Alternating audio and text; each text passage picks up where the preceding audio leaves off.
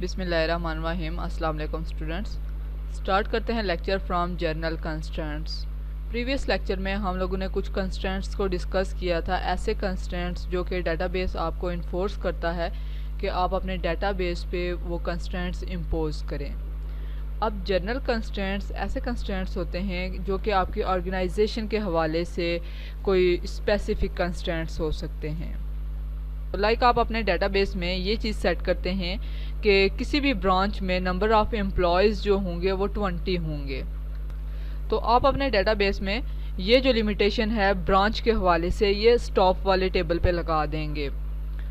तो ये क्या हो गया, आपका जर्नल कंस्ट्रेंट्स हो गया। और एक बात याद रखें कि जर्नल कंस्ट्रेंट्स जो होते हैं ये ऑटो नहीं होते, ये मैनुअल होते हैं, आपको खुद डिफ़ाइन करने पड़ते हैं।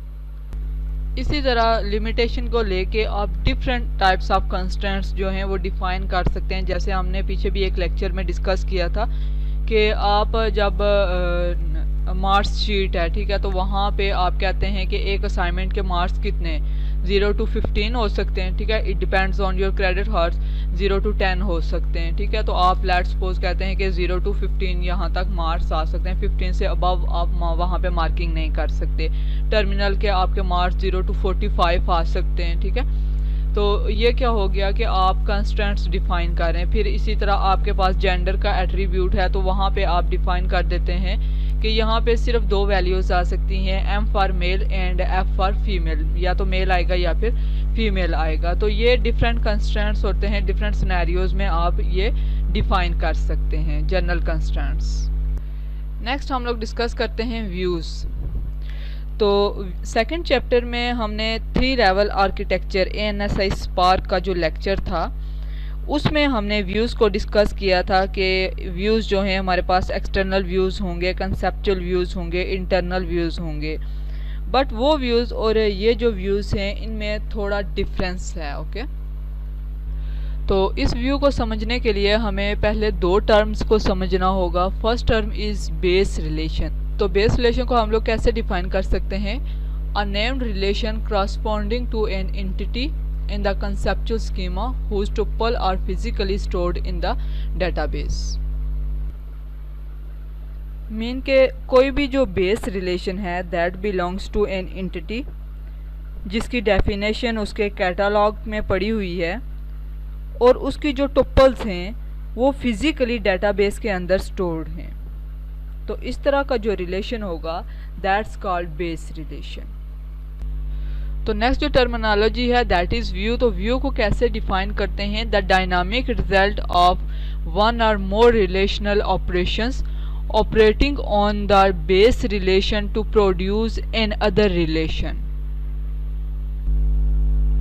कि बेस रिलेशन के ऊपर किसी भी तरह का ऑपरेशन परफॉर्म करें या फिर जो आपके एग्जिस्टिंग रिलेशंस हैं उनके ऊपर किसी भी तरह का जो आप ऑपरेशन परफॉर्म करेंगे तो रिजल्ट जो आएगा that will again a relation. तो इसे क्या कहते हैं? That's called view. व्यू को हम लोग वर्चुअल रिलेशन भी कहते हैं। वर्चुअल रिलेशन या व्यू को इस तरह से भी डिफाइन किया जा सकता है, virtual relation that does not necessarily exist in the database can be produced upon the request by the particular user at the time of request। तो नेक्स्ट जो एक और चीज़ है कि व्यूज़ की जो डेफिनेशन है ये डेटाबेस में एग्जिस्ट करेगी। ज़ाहिर है डेफिनेशन होगी तभी जाके आपका जो व्यू है वो एग्जीक्यूट होगा। जिस चीज़ की डेफिनेशन डेटाबेस में नहीं होती वो चीज़ एग्जीक्यूट नहीं हो सकती। तो डेफिनेशन तो इसकी होगी लेकिन इसके जो रोज़ हैं वो एग्जिस्ट नहीं करेंगी, ठीक है। रोज़ कहाँ से आएंगी? Rows will be extract from the base relation, okay. जब आप बेस रिलेशन पे ऑपरेशंस परफॉर्म करेंगे तो आप वहाँ से रोज़ को एक्सट्रैक्ट करेंगे। वहाँ पे फिजिकली रोज़ एग्जिस्ट करती हैं ना, यहाँ पे नहीं एग्जिस्ट करेंगे, ओके। अच्छा, फिर अगर यहाँ पे आ जाएं तो व्यूज़ जो हैं ये डायनामिक होते हैं। मीन अगर आप बेस रिलेशन में कोई भी चेंज करते हैं तो आप देखेंगे कि आपको व्यूज़ जो हैं वो ऑटोमेटिकली इफ़ेक्ट होंगे, आपको वो चेंजेस जो हैं वो व्यूज़ में नज़र आएंगे। जैसे कि आप अगर एग्जिस्टिंग रिलेशन में कोई भी रो ऐड कर देते हैं तो आपको वो जो अपडेटेड रो है वो व्यू में नज़र आएगी। ऐसे ही अगर कोई व्यू में भी चेंज करते हैं तो आपका जो बेस रिलेशन है उसमें भी ऑटोमेटिकली वो चेंज हो जाएगा। ओके, नेक्स्ट हम देखते हैं पर्पस ऑफ व्यूज़। तो व्यूज़ जो है बहुत इंपॉर्टेंट रोल प्ले करता है। जो फर्स्ट रोल है इसका, it provides a powerful and flexible security mechanism bye hiding the parts of the database from certain user. के आपका जो व्यू होता है ये क्या काम करता है कि आपने जिन यूज़र्स को जो एट्रीब्यूट्स जो इंफॉर्मेशन दिखानी होती है आप सिर्फ उन्हें वही इंफॉर्मेशन शो करवाते हैं, बाकी जो इंफॉर्मेशन होती है वो क्या करता है कि ये हाइड कर देता है। ठीक है, तो इस तरह से आप डिफरेंट यूज़र्स के लिए डिफरेंट व्यूज़ जो हैं वो क्रिएट कर लेते हैं। Users are not aware the existence of any attributes or tuples that are missing from the view। कि यूज़र्स को इस चीज़ का आइडिया नहीं होता कि अभी हम लोगों उन्हें जो है वो ये व्यू में से कुछ पोर्शन जो है वो दिखाया जा रहा है और बाकी जो पोर्शन है वो हाइड कर दिया गया। ओके, नेक्स्ट जो आता है हमारे पास purpose, that is users to access the data in the way that is customized to their needs so that the same data can be seen by different users in different ways at the same time। कि इसमें जो हमारे पास view आता है उसको हम customised भी कर सकते हैं कि डिफरेंट यूज़र्स जो हैं वो सेम डाटा को डिफरेंट वेज में देख सकते हैं। जिस तरह के आप कह सकते हैं कि आपके पास डेट वाला एट्रीब्यूट है, ठीक है, तो डेट वाले एट्रीब्यूट को आप डिफरेंट फॉर्मेट्स में डिफरेंट व्यूज़ में डिफरेंट कर सकते हैं। डाटा सेम ही होगा लेकिन व्यू डिफरेंट होगा। थर्ड पर्पज़ ये है, it can simplify complex operations on the base relations. कि ये जो कम्प्लेक्स रिलेशंस हैं उनको बहुत सिंप्लीफाई कर देता है। किस तरह से सिंप्लीफाई करता है कि यूज़र को नज़र आ रहा होता है, लाइक यूज़र के पास ब्रांच है, ठीक है, तो यूज़र के व्यू में उसे साथ में ब्रांच मैनेजर्स के नेम भी शो हो रहे हैं। अब ये जो डाटा है डिफरेंट जगहों से आ रहा है, ब्रांच मैनेजर्स का रिकॉर्ड कहीं और पे है और ब्रांच का रिकॉर्ड किसी और जगह पे है, लेकिन ये जो कम्प्लेक्सिटी है बैक एंड पे ये यूज़र को दिखाई नहीं दे रही। व्यूज़ पे जस्ट यूज़र को क्या दिखाई दे रहा है, branch plus branch managers. Okay, तो ये आप डिफरेंट जगहों से रिकॉर्ड ला रहे होते हैं, आपका डेटाबेस डिफरेंट जगहों से रिकॉर्ड ला रहा होता है, लेकिन व्यूज़ पे ये कम्प्लेक्सिटी नज़र नहीं आ रही होती। अच्छा, तो नेक्स्ट यहाँ पे अगर देखें तो व्यूज़ क्या हैं, ये सपोर्ट करते हैं एक्सटर्नल मॉडल को। एक्सटर्नल मॉडल को सपोर्ट करने से क्या मुराद है कि लाइक जिस तरह मैंने अभी ऊपर बताया कि ये क्या करते हैं, कम्प्लेक्स ऑपरेशंस को सिंप्लीफाई कर देते हैं कि आप मल्टीपल टेबल से रिकॉर्ड्स को एक्सट्रैक्ट करके ला रहे हैं, लेकिन ये कम्प्लेक्सिटी जो है ये बैक एंड स्टोरी है, फ्रंट एंड पे ये चीज़ें नज़र नहीं आ रही। इसी तरह से अगर ये यहाँ पे अगर आप आ जाएं तो आप किस तरह से अपना रिकॉर्ड शो करवाना चाह रहे हैं, बाकी सारी स्टाफ की जो है इंफॉर्मेशन शो करवा रहे हैं, लेकिन स्टाफ की उसकी जो सैलरी है वो आप शो नहीं करवाना चाह रहे, तो इस एट्रीब्यूट को आप हाइड कर रहे हैं। ठीक है, व्यू पे आपका जो व्यू है रिकॉर्ड में ये चीज़ मौजूद है लेकिन आपके व्यू में ये चीज़ हाइड की हुई है। ठीक है, फिर इस तरह से है कि आपने जो डेटाबेस में टेबल्स जब क्रिएट किए तो वहाँ पे लाइक आपने जब ब्रांच नंबर का एट्रीब्यूट वहाँ पे असाइन किया है, ठीक है, तो वहाँ पे ब्रांच नंबर आपने NO लिखा, ठीक है, लेकिन जब व्यू पे आप शो कर रहे हैं तो यहाँ पे ब्रांच नंबर पूरा आप नंबर लिख रहे हैं NUMBER नंबर।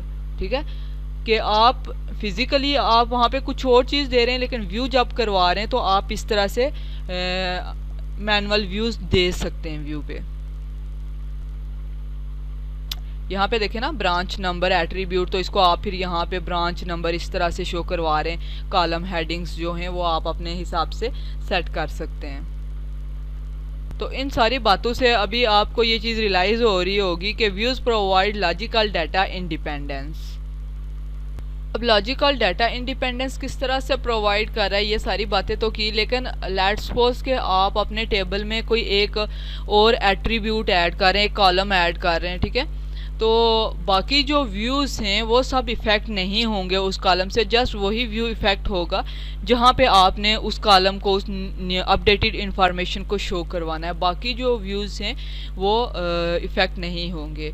ऐसे ही लेट्स सपोज के आपका जो एग्जिस्टिंग रिलेशन है उसको आप रीअरेंज कर रहे हैं या स्प्लिट कर रहे हैं, तो जब आप अभी क्या कर रहे हैं, रिलेशन को रीअरेंज कर रहे हैं या स्प्लिट कर रहे हैं, तो मे भी आपके व्यूज़ जो हैं इफ़ेक्ट हों। तो इसके लिए आप क्या कर लें कि आप एक व्यू और क्रिएट कर लें जहाँ पे ये अपडेटेड इन्फॉर्मेशन और ये रीअरेंज्ड जो आपने वर्क किया है रिलेशन पे, ठीक है, ये वहाँ पे शो हो जाए ताकि आपका यूज़र जो है वो इफ़ेक्ट ना हो।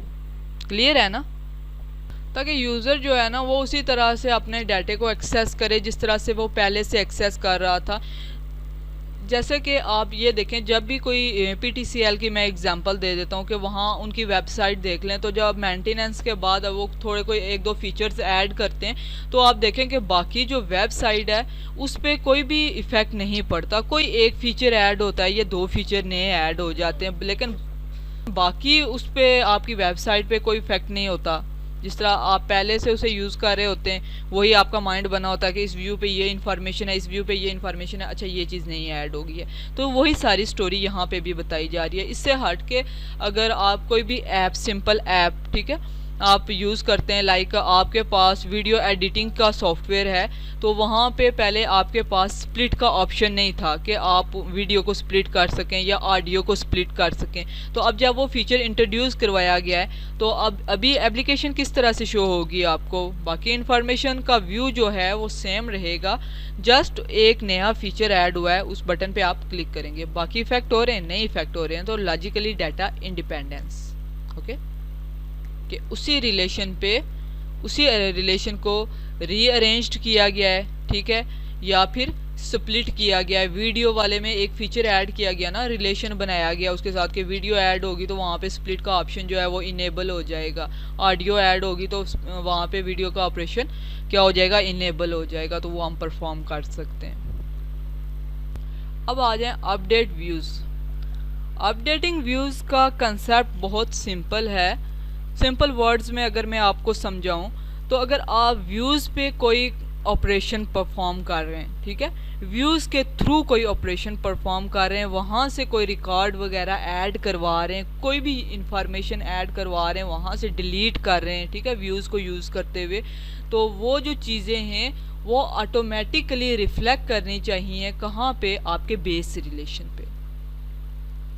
क्लियर है ना? That's the end of your lecture. Stay blessed. Allah Hafiz.